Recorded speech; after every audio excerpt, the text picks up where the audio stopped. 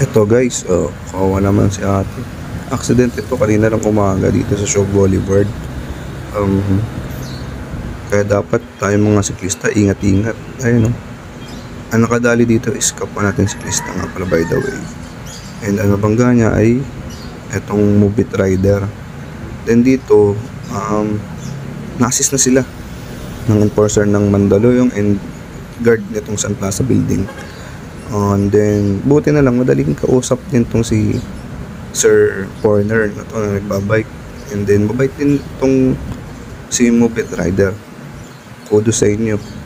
Kasi, hindi nyo pinaira lang init ng ulo. Since nga, pares abala yan sa inyo. Papaayos ng bike at papaayos din ng motor ni kuya. Sobrang abala yan guys, alam nyo lang.